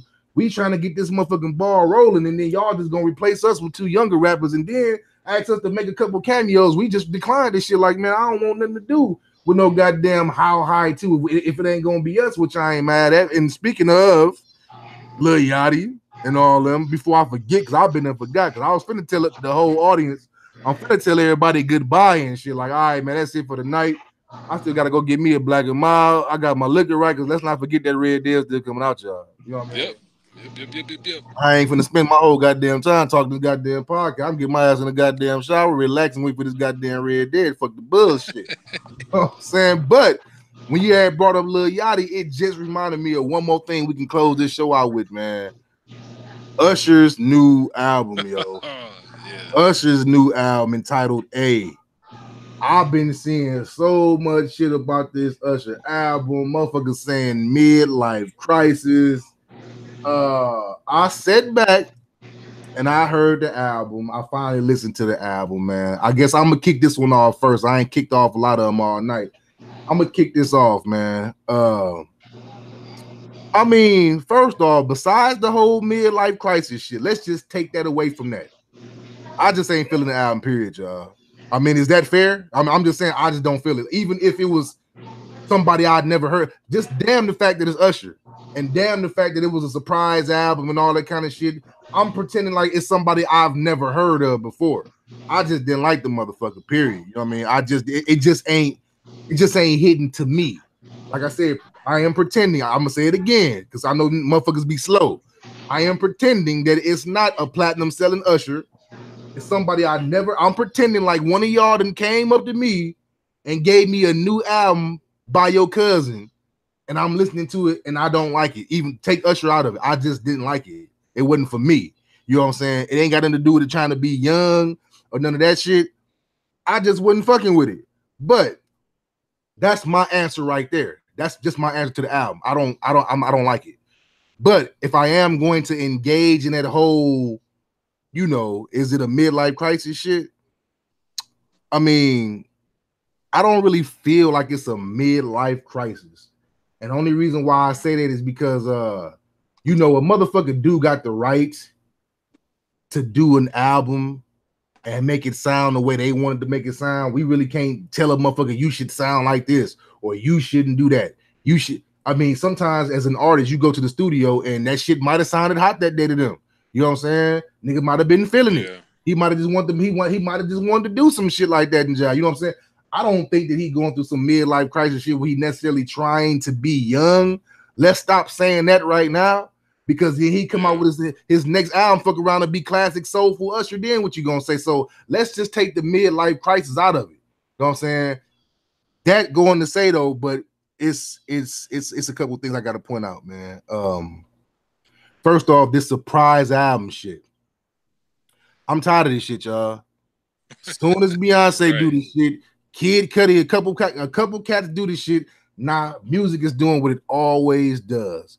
Everybody got to feel the need to goddamn follow suit. Now everybody feel the need to drop a goddamn album with no goddamn promotion, and you just wake up one day and the motherfucker just sitting there. Eminem did it. All these people doing it now. Like, damn, man, as soon as Beyonce, now everybody got to do this. Is this the future now, man? I just remember, I mean, what happened to a motherfucker going on the air and bragging about the album, talking about the album, building up anticipation for the goddamn album? Now motherfuckers just want to drop the shit while you sleep and you wake up and he just dropped a new album. Oh my God, oh my God. Like, man, that shit might work for some people. But as, excuse me, y'all, as you can see, that shit didn't work for goddamn Usher. I don't want this to be the goddamn new goddamn trend and shit, man. So I feel like maybe if he would have put like a disclaimer on it, like in some kind of interview, like, okay, look, this one is for my younger audience. I got to get him one. His longtime fans wouldn't have been so goddamn blindsided. I mean, here we go with this following trend shit. You know what I mean? But before I pass the mic, I'm gonna leave on this one. This is why Scarface is my favorite MC of all time. Face be on the same shit album after album. Hip hop went through so many goddamn changes, yet you can always count on Face to be Face. I mean, when you got a brand and a certain sound that work for you, you don't need to change your shit up. You don't need to do that. You know what I mean? Too Short. Then had his same flow since I was little. 8 Ball and MJG. Tupac. Wu-Tang. They continued to get the shit that people love them for. Not to do whatever the new flavor was doing. I'm not mad at Usher for changing no shit. Like I said, I'm not going to attack him like everybody else is. But I'm just saying, I don't buy a goddamn it Richard Pryor album to learn about my goddamn it taxes. I don't buy a fucking Red Fox album to learn how to be a better man. I buy that shit so I can laugh. Do what you do. You know what I'm saying? I don't need to hear no goddamn Lil Wayne rock album. You know what I'm saying? Nigga, do what you do. When your shit's so goddamn it cold, you ain't gotta change shit. It's so many MCs in my top 5 and albums I done bought. They never had to switch their goddamn style up. Remember when I know y'all from the Midwest, so of course y'all niggas know. Remember when Bone came out and then all of a sudden that fast rap was the order of the day. You know what I'm saying? Like it's like, okay, Bone came out, then you got Crucial Conflict, then he go do or die with the Poe Pimp. You know what I'm saying? And the snipers and just okay, everybody starting to that this is the new heat now. This the new heat. This the new shit. I hope y'all know. Can you remember? Tupac was selling records back then. Tupac was still alive when Crucial Conflict and them was doing anything. Obviously, look at the song "Thug Love." You know what I'm saying with Pac them. Busy Bone going the fuck off. It's Pac turn. Pac is still Pac, sandwiched in between them niggas. He did not change his style. It was you can still be Tupac and be on a song with Bone and not sound like Bone. Now Biggie tripped his shit up a little bit on Notorious Thugs. That wasn't a bad look. Ain't nobody mad at Biggie for that. But like I said, Pac didn't have to. If I asked Too Short to jump on a song with me, I don't want him being all punchline heavy like me, nigga. I want Too Short, nigga. Talk that Too Short shit. That's why I came and got you. You don't necessarily have to. I can't get mad at you if you want to cater to a certain demographic. Hey, I can't get mad at you. Hell, people get younger producers all the time. That's nothing wrong with that. I mean, shit, Too Short. Look how many people hooked up with Lil Jon when he was hot. You can keep your sound new. Ain't nothing wrong with that. But to change up the way you flow, to change up the way you sound. Scarface said it the best. Somebody interviewed Scarface and asked him, they said, Scarface, what are you going to do on this album that you haven't done on your previous albums? My man Scarface looked at the dude and said, nothing. He said, not a goddamn thing. Because as soon as you start changing shit, that's when your diehard loyal fans looking at you start scratching. This finna be the same face on a bunch of brand new ass goddamn tracks. If you love my shit, you gonna love this album. And I'll be goddamn everybody I know that love Face. Damn, they got the nigga whole goddamn catalog. You ain't just got a one Face album. You damn near got 4 or 5 of them. Keep selling me that same shit. Don't change up the goddamn formula on me and shit. That's all I'm saying. Not mad at Usher. I wasn't feeling the album anyhow, but I can't be mad at people that's mad at him because this is not their Usher. This is not what they wanted to hear. And would it been a surprise album, it just caught motherfuckers off guard. You know what I'm saying? So a lot of people are, some people have come to Usher's aid and say shit like, why everybody complaining? Why people complaining about it? That's kind of like the shit we was talking about earlier, right? You motherfuckers do realize this, right? We are in the goddamn cell phone era. It gave everybody a goddamn fucking opinion. People are going to bitch and complain about everything, nigga. Like If you can't understand that, then kill your goddamn self, like my man Loke said. Everybody's gonna complain about everything. It's people out there that said Black Panther wasn't all that. It's people out there that just don't like what's popular. Can't get mad about it. So it's like, yeah, it's gonna be people that play this Red Dead tonight that got to get that motherfucker an 8 simply because everybody else gave it a 10. You know what I'm saying? So like cowboy games. Yeah, so like I said, people are going to complain, and let me tell you something. Complaining about complainers, you ain't no different from them. You in the same race, you just racing the goddamn different ass goddamn direction. That'd be funny to me when motherfuckers do that. You know, you are complaining about people complaining. What the fuck does that make you? Man, Usher fans, if you like the album, bump it. If you don't like the album, trash it, get on your little websites, get on. You're not going to stop anything by telling people that they shouldn't complain, because everybody's gonna complain about fucking something. And besides that, it was like shout out to another guy I like on YouTube, Fat Gamer and Drone Crusher. I'm gonna give them some love. I think they from Kentucky, you know what I'm saying? Shout out to them niggas. But they kind of fall victim to that shit that I was just talking about. Now I found their channel because Fat do these road trips and they are fucking hilarious. I suggest y'all check out my boy Fat Gamer's road trips. His shit be hilarious. His shit be funny. My boy Drone Crusher, they be on there, they be killing me. They be having me rolling. I guarantee they gonna have y'all rolling. But lately, they've been on some shit like, well, you know, I'm not finna sit back and complain about no fucking game. You got grown ass men with jobs complaining about a fucking Xbox. I'm like, okay, I feel you on that. I can hear that. Then the next video, yeah, because I got a real job. I don't sit back and fucking play games all day. I ain't like Zaire and all these old kind of cats. I got a fucking life. I got a fucking job. You know what I'm saying? Next video. Yeah, man, because I don't sit there and do that. These fucking ex-coons and these motherfucking Sony ponies and all this kind of stuff, man. I got a life. I got a job. I don't sit back and play games all goddamn day. And I'm not finna be arguing with no grown-ass fucking men over no goddamn machine. And I'm not finna ask for no Patreon. You motherfuckers is begging for motherfuckers to send y'all shit. Next video. And now you starting to see that pattern. I'm like, well, hold on now. Now I love now I fuck with y'all now. Hold on now, but you complaining about the complainers. You know what I'm saying? You complaining about them niggas. Let them niggas do what they do. I heard everything they said. It made sense to me. But you complaining about them complaining.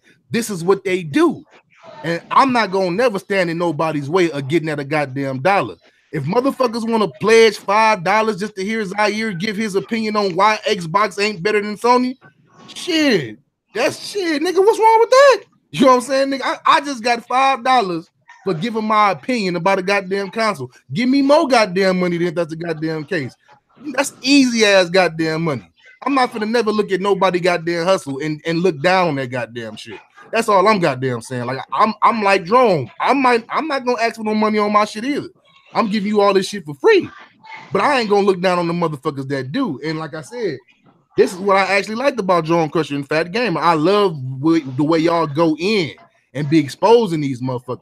But I guess y'all not gonna do that no more because y'all like, man, I ain't got time to be doing this shit. But y'all are very funny while y'all doing it. That's like y'all's channel's bread and butter to me. You see what I'm saying? But now that y'all ain't gonna do that no more, it's like, well, damn though. Some of the steam been taken. I love hearing y'all going on them Xbox niggas. Like that shit was hilarious. But that's my point right there, man. I'm about to go ahead and let Alan and let Logan and them talk about the Usher thing. But I had to get that off my chest real quick, man. That when you complain about motherfuckers complaining, do know you're not gonna stop shit for one thing. You know what I'm saying? They're gonna do the same shit tomorrow. You're not helping anything. Ain't nobody gonna listen to you because, like you said, they grown men. Ain't nobody gonna stop dissing that Usher album. Ain't nobody gonna stop talking about Sony versus Microsoft. This is what they do. They get into this kind of shit, and they obviously got a fan base. Every time they drop a goddamn video, it get a gang of looks, a lot of traffic, and niggas be actually pledging money every day to hear these niggas talk that same shit.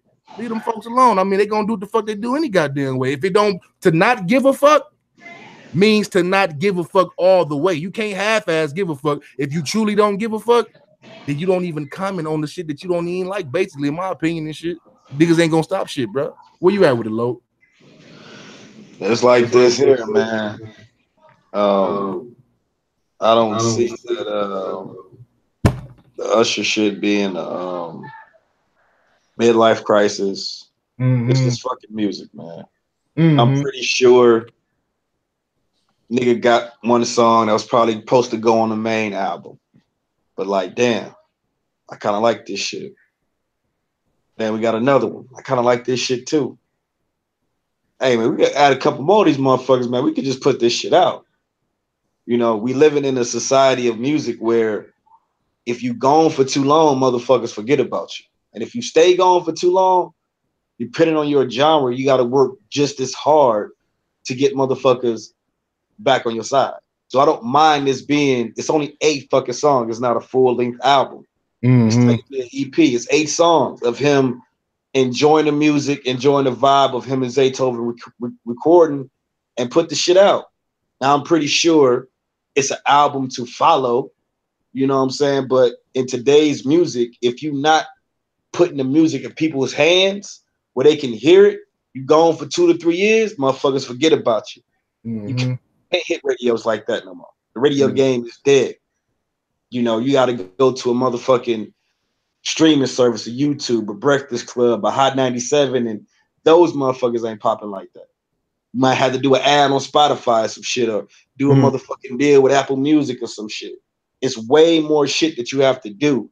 So if a motherfucker just want to drop an album, let a motherfucker drop an album. If it's not for you, then let it not be for you. I dug the album. This shit got a nice vibe to it. If I'm out chilling, it's a nice ass day, I wouldn't mind throwing that shit on and just enjoying the motherfucking music. See, us listeners have turned into these ultra sensitive critiquers that feel like if it ain't up to our standards, we need to hate on it, bash it, and say whatever about it because we don't personally like it. If you don't personally like it, say, hey, I don't like this motherfucker. It's not for me. Right. I'll wait on the next one. I'm a pass. You know, I'm pretty sure it's albums of motherfucking Jay-Z people ain't fucking with. I'm pretty sure it's UGK albums that as they got older, motherfuckers weren't fucking with. Niggas fell off a goddamn P probably after his 3rd goddamn album in jail. But niggas ain't knocking the shit. They'll listen to it. Oh, I'll take this song. I'll take this song. Yeah, that song ain't bad too, but I don't really fuck with it like that. And move on.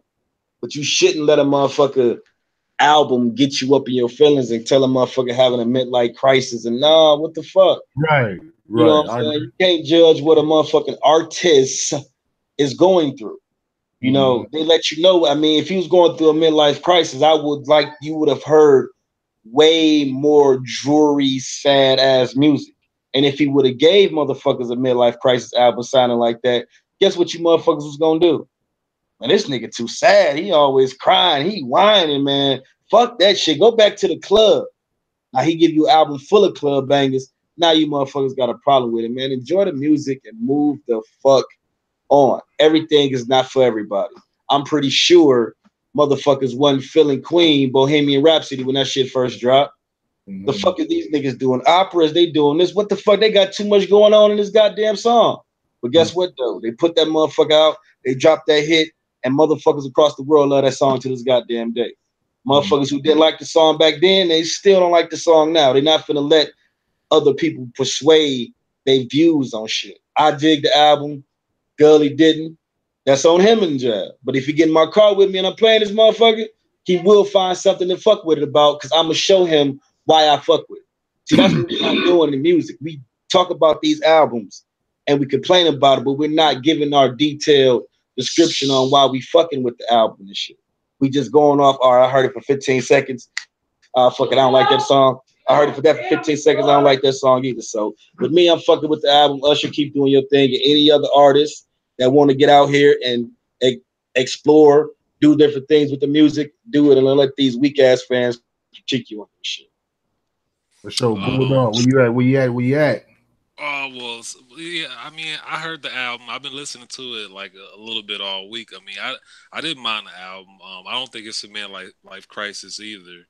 I like the point you said, Loke, about it'll be sad. Yeah, exactly. Like if it was a midlife crisis album, yeah, it would be all sad and shit like that. But I mean, I don't mind the album. It's just some songs. It's a few songs I don't like on there. It's 8 songs, so I probably got like maybe 3 or 4 songs that I like. That's pretty good. So I guess 4 out of 8 is that's not a bad album. Mhm. Um, and it's here's somebody else that then kind of came out with an album, and I read the description, and I didn't like what I saw in the description about it. It was like, yeah, this is over. This is we made this album in 5 days, and I'm like, five Yeah, days. yeah.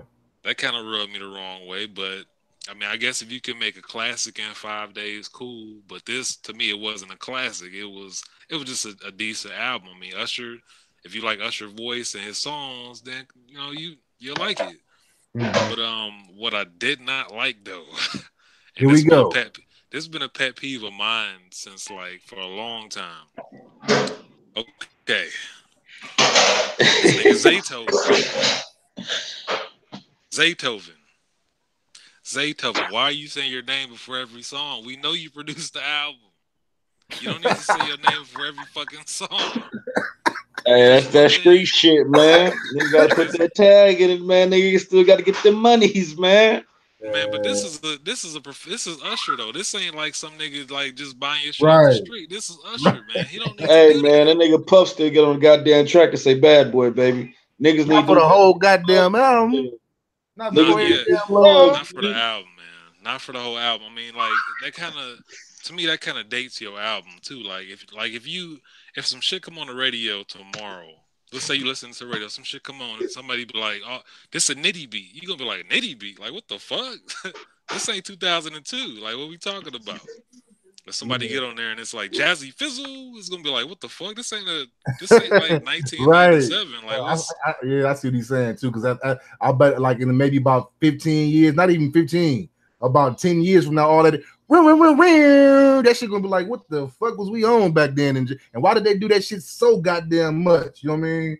Yeah, I feel yeah, you yeah." on that shit though. But It kind of dates the album a little bit. So I mean, I got about 4 songs in there, but I don't think he needed to say his name before each song. It's like that was mm, just overkill to me, man. And like it's like now I know that them 4 songs I like. I gotta hear Zaytoven, like Zaytoven, like okay. mm, Now the song starts. But Zaytoven, okay. Now the damn song starts. You don't need to do mm. that, dog. I mean, I get it. I understand he wanted shit to he want people to come to him and shit like that. But what if people don't like the Usher album? Now they know that your name all plastered over it, so you got stink on your name. I mean, So yeah, you talking about people like me because I didn't, like I said, not without even no goddamn hating. I ain't hating. I just heard better. Confessions and Let It Burn and even Young Lil Usher. Can you get with it? I ain't had nothing like that on there for me. Like I said, I've been buying Usher CDs for girlfriends since the man didn't came out. You know what I'm saying? I live with my wife got Usher CDs, so it's like I know his music, and I would listen to this shit. I'm just like, nah, man. You know what? I ain't really fucking with it like that. It ain't got nothing to do with it trying to sound younger. Niggas know that I like Weekend. I fuck with Weekend. I can get with some of the younger shit, but yeah, yeah, I just definitely just wasn't digging it, man. And it's just certain albums come out, man, and it be like they be cool for right now, but it really ain't give me nothing that I'm gonna be listening to like 5 years down the line, and that's what I'll be looking for. I'll be looking for shit that be timeless, man. Like I'm still listening to DJ Quick is the name. I'm still listening to the Ghetto Boys. We Can't Be Stopped. I still put on Dr. Dre the Chronic. You see what I'm saying? Nowadays that music be so goddamn disposable. It ain't nothing on this goddamn new Usher album I'm gonna be listening to. Goddamn it, 30 years down the goddamn line. Hell fucking no. You know, now if yeah, come on. I might be like, oh, yes, you be that shit, all that Lil Jon, that Ludacris. Oh, I remember when this shit yeah. came out, but it ain't nothing on this goddamn album that I'm gonna be listening to 20 fucking years from now. That's all. That's what I'm saying. You know what I mean? This shit is like, this shit is what you want to call it. It's just forgettable to me. You know what I mean? I can totally see myself forgetting this album even exists damn near around this time next year. You know what I mean? Just being honest. That's a lot But of now this should motherfucking take music, about a though. good. It take like a couple months now because I mean, people still mention Eminem and shit. But when the album first came out, shit, it was like all over the place. Now it's like what, a month, 2 months later, and nobody really talking about it, man. I mean, It's kind more of the the- I same thing with mean, that Lil Wayne too. right, ain't no right. real music listeners no more though. The Mhm. niggas who really, really listen to music is still bumping that shit. The motherfuckers who listening to it because it's hot and it's the best thing at the moment, those are the ones that's not talking about it. And it's a Mhm. lot more of those Oh who yeah. are speaking their opinion than it is of us who will jam an album 6 years down the road, 7 years down the road, due to the Mhm. fact that we enjoy the motherfucking music. Where the people of today, they don't have that, I'm gonna say, technique in them, because it takes a technique of what it is that you're listening to and continually enjoy the shit without having no goddamn harsh feelings from it. I mean, like I told the nigga Guy, nigga, I just got to recently listen to goddamn Ja Rule first album and the shit still bang. And I was Mhm. playing the shit loud and proud and didn't give a fucking jive just due to the fact that the shit still hits to me. I'm not finna throw this shit to the side because it's old and hope he does a new album. No, nigga, I'm gonna pick my motherfucking phone up and go listen to his old shit because I still fuck with it. You know, we get a hold to this new music and we forget about how great that old sound was of back in the day. And I'm gonna say back in the day because shit, there's so much new shit floating around that an album get old after goddamn a day and a half of being out and shit. So enjoy Yeah, all the old shit that motherfuckers drop. I mean, it's new shit that drop that niggas ain't even talking about or even giving life to. AVs and Styles P dropped a nice ass little collab. It ain't the Mhm. best. It ain't, the best of styles you'd ever heard. But for an old nigga to get with a new young nigga and still have an old type of flow to it, this shit is cool for a nigga to listen to, man. So we do need to open our ears a little bit and pay attention to some of this shit that's going on. I mean, a lot of it is not gonna stick, but some of you be surprised how some of this shit will stick around and Mhm. Yeah, facts, man. Like I said, you heard me name DJ Quick. I mean, I could do this shit all day. I ain't even going front for the podcast. Both you niggas know me like the back of your goddamn hands. Y'all know my CD collection. Like, I stay in old school and I'm raising my son on that same shit. Like I said, I can pretty much guarantee that my son is probably the only kid at his school that can recite the Humpty dance from top to bottom, that knows all around the world same song word for word, that he knows who Brother Lynch is, he knows who Bushwick Bill is. Hell, Easy E is his fucking favorite rapper. He ain't even supposed to even be listening to it. He go to school talking about Easy E and shit, want Easy E shirts and shit. He only 10 years old. You see what I'm saying? And from being around me, I had to instill that in him because my father did the same thing for me. You know, before hip hop took off, it was all about that Stevie Wonder and Michael Jackson and Prince and Smokey and the Gap Band, the SOS Band. You know what I'm saying? Like, it was all about them brothers. You know what I'm saying? James Brown and Blowfly and all of my dad played all that shit around me. So I grew up liking that shit. But then when hip hop took off, it was like, okay, this is my music for me. Daddy, I love your music. I love that Jackson 5. You played it into me. You played that around me when I was in the baby crib. I was in diapers. I got no choice. I was raised on it, but now I'm choosing this to be my voice for my generation. Now my son, he got his own thing. They got them new rappers out, but he prefer my shit. And I'm proud of that shit though. You know, he would much rather prefer to listen. I mean, my son, I look at his playlist, y'all, and this dude got Big Crit on his playlist. He got Snoop Dogg on his playlist. You know what I'm saying? Like, this shit is like beautiful to me that he's like, you know, he's such a, I got him on one of those vintage type of, vintage comes first. And he might like, I think he said he like Lil Pump or some shit. I think he might like that guy, Lil Pump or some shit like that. Of course, he's gonna have, you know what I'm saying, heroes from his era, but he's vintage first. You know what I'm saying? It's Brother Lynch first, then it's Lil Pump. I'd rather listen to this Ghetto Boys with my daddy first before I listen to this Lil Yachty or whatever the case may be. And I'm fucking with it. Like, I love that. Keep that shit going. Don't forget about, you know what I'm saying, what got us here. Too many people, like Loke was saying, too many people forgot where we came from. And I'm not hating the young people shit. I just have an ear for the old shit because it brings back nostalgia. And to me, the shit was just better. I'd much rather, I mean, I'm still listening to Creep on the Come Up by Bone. I still get excited when I put on East 99 Eternal by Bone Thugs and Harmony. Hell, at work, last week I put on Twister's Adrenaline Rush and was just like, God damn.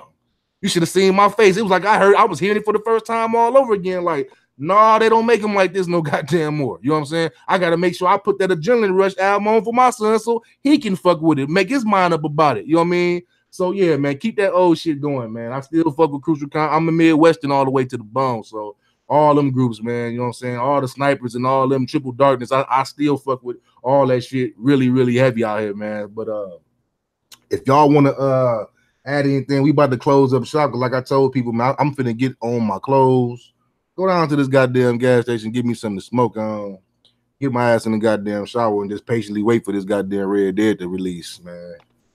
See, I keep bringing that shit up because that's what I'm on. That's what I'm on. Fuck the podcast at this point, nigga. That's what I'm on in this motherfucker. You know what I mean? It's been a long wait. Mm-hmm. Long ass wait. It's time. Knock out these goddamn 4 hours and be on that motherfucker. I might go ahead and sneak an hour in, even though I need to have my black ass to sleep just because I got to smell this motherfucker. Because you some bitches ain't the only motherfucker that's busting this motherfucker up while I'm sleep like a little bitch in bed in this motherfucker. After you got your volume all the way down, nigga. There's gonna be a damn day one patch any fucking way. Probably that day one patch probably gonna be like 6 hours long. So you may as well turn it on and 20 goddamn gigs to that motherfucker. Yeah. Ain't it? Yep. So shit on that goddamn note, y'all, man. Thank y'all for, you know what I'm saying, for sitting out with us, man. Like I said, you might not like the podcast, but that motherfucker ain't dying because I get asked about this motherfucker all the goddamn time. So if we make one or two people happy by doing it, then we gonna keep on doing it, man. We don't get into that. Let me get into my fat gamer drone crusher mode. We don't make money off this goddamn YouTube shit. All us got real jobs, got wives, and got nice goddamn houses and shit. We do this shit because we talk a lot of shit. We might as well start bottling that shit up so y'all can hear the kind of goofy shit that we be on. But it's only two people that been watching this motherfucker the whole goddamn time, and I ain't even mad at that. Whoever them two people is, thank you for rocking with us this goddamn long. You know what I mean? We still up here talking shit. Y'all still rocking with us, so that's good shit, man. So we'll be back. We ain't done. Hopefully we gonna come back with my boy Paper Slim. We got more shit for y'all, man. We don't got no merch. My son be cracking me up on his channel. That little nigga be talking about some. We gonna have some merch coming. How the hell you gonna get some merch coming if I ain't paid for this shit, nigga? We gonna hit y'all up, man. We got y'all. Man, this little nigga. Oh man. Yeah, how you gonna have merch, nigga? You ain't got your own goddamn money. But he funny though. I love it. That's my boy, man. But shout out to everybody, man. Like I said, Paper Slim, man, Work Birdie, Drone Crusher, man, Fat Gamer, man, Loken Job, Master Bulldog, Romsky's Gaming, my son shit, the Toxic Squad, 1134 shit, whatever you got going on, man. And we gonna wrap this motherfucker up for the night, man. We'll be back, man. I can't promise y'all we're gonna do this shit weekly no more, because like I said at the beginning, niggas got jobs, life be goddamn happening, cars be not working and shit like that, and shit gotta get done, and furnaces be going out and shit like, you know, man, just life, man, be getting the goddamn way. But you know what I'm saying? We will be back. This ain't the goddamn final podcast, man. We'll be back sooner than later. Folks clean the kitchen in the middle of podcast and shit. Real life shit goes on around this motherfucker, man. I'll holler at y'all and keep it positive. All right, y'all. Take it easy. Be easy. We out.